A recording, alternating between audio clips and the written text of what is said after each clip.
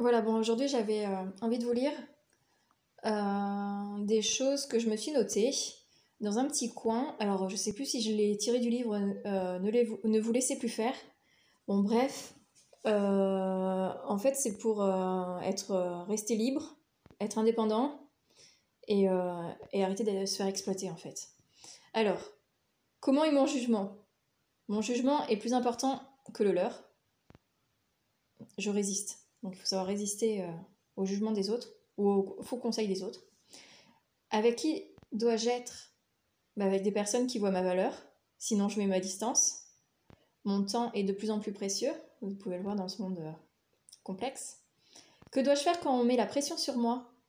Il faut refuser de se soumettre, de me soucier, refuser de me soucier de l'opinion des autres. Il faut savoir que se fier constamment à l'opinion des autres, c'est une maladie universelle. Ça fait partie de l'esprit humain, de se faire embourber. Que font les mauvaises personnes sur moi? Ils veulent m'asservir. Comment se comportent-ils avec moi? Donc les mauvaises personnes? En chameau. Quelles sont les conséquences sur moi? De courir à ma perte.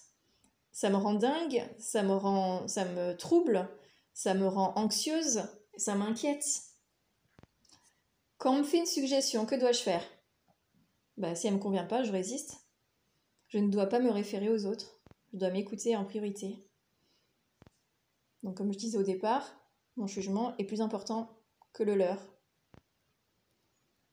Quand quelqu'un est incompétent ou a un mauvais comportement, que dois-je ne pas faire? Le récompenser dans son incompétence. À qui dois-je refuser de parler? Ceux qui refusent de m'écouter, de m'entendre, parce que dans ces cas-là, je suis un moulin à vent. Je perds mon énergie. Quand mauvais ou pas bon pour moi, que ne dois-je pas accepter de faire? D'accepter sans broncher. Que dois-je faire en priorité? Aller vers ma propre satisfaction. C'est pas forcément être égoïste. C'est juste ne pas être un altruiste pathologique. Ça veut dire que tout donner en priorité aux autres et s'oublier. Comment je dois diriger ma vie? Comme je veux. Que dois-je apprendre? À oublier. Quand quelqu'un nous fait du mal, faut se dire qu'il est mort. Ou que c'est une arnaque. Qu'est-ce que je ne suis surtout pas quand injustice? Une victime. Quand on nous fait une injustice, il faut juste dire plus jamais ça. Céder de sa colère. Se dire que notre colère, finalement, c'est une bonne chose. Voilà, elle est là pour nous protéger.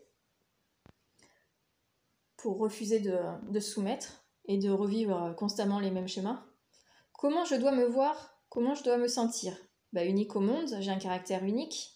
On est 5 milliards sur la planète, ou je sais plus combien. Et donc, personne pense de la même façon.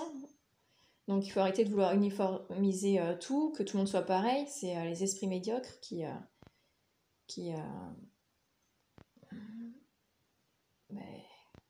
font des raccourcis simplistes sur ce qu'on doit faire dans telle situation. Que dois-je faire avec le moment présent?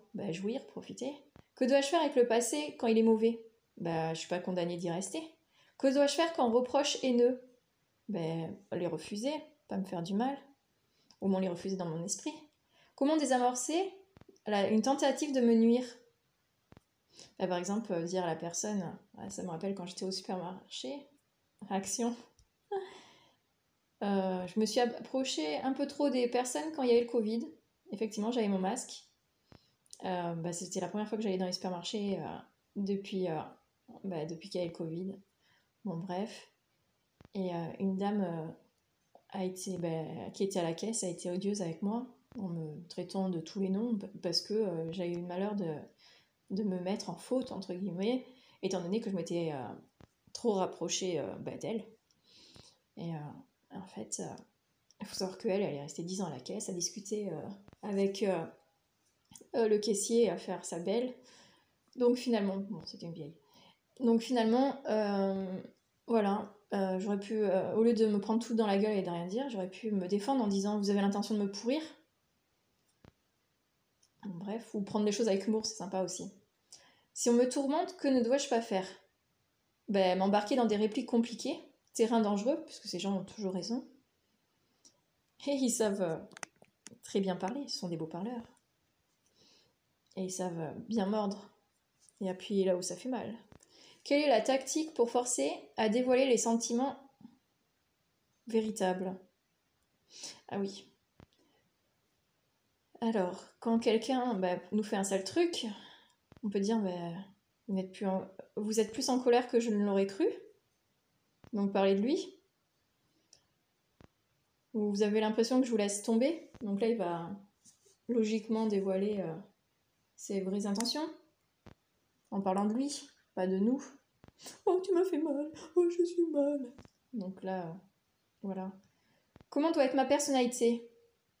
Forte, ne pas être une chiffre molle. Si je me dévoile et c'est mal pris par l'autre personne, rien à foutre. C'est ok si la personne a des rancœurs, c'est ok s'il y a des rumeurs, ça va pas m'empêcher de vivre. Quand on me fait un sale coup, je demande des explications.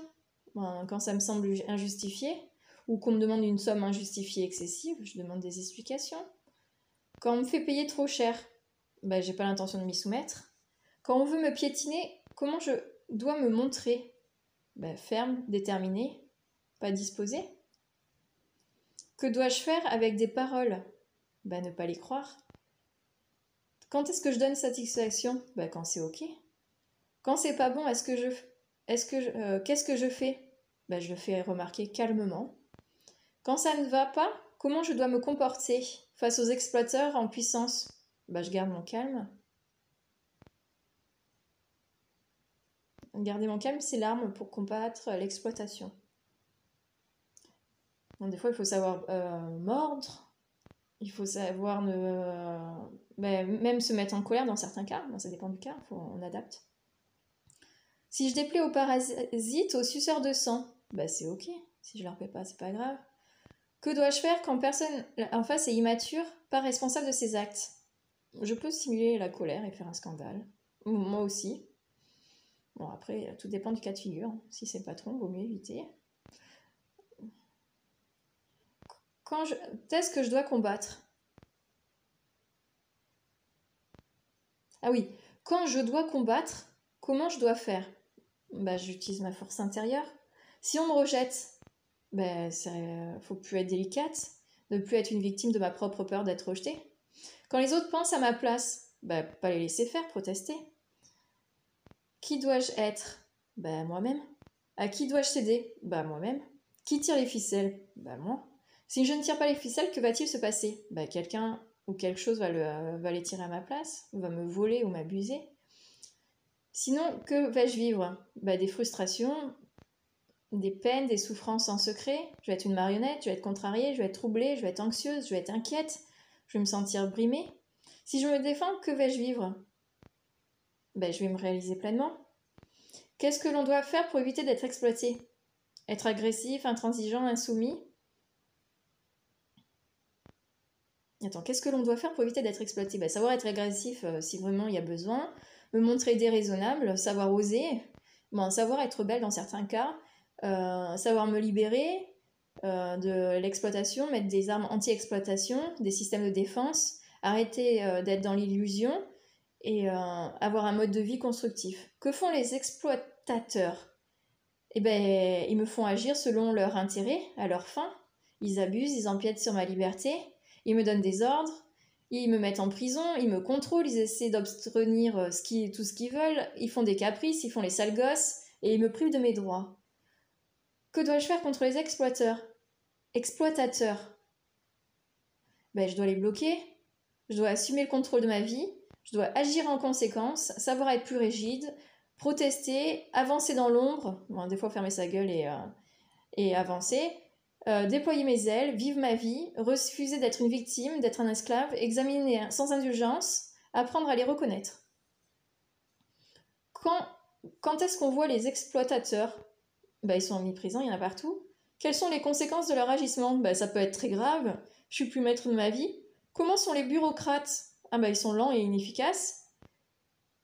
Que fait parfois l'entourage? Il veut décider à ma place, il manipule et contrôle. Il pense qu'on leur appartient. Pourquoi je ne dois pas me laisser faire?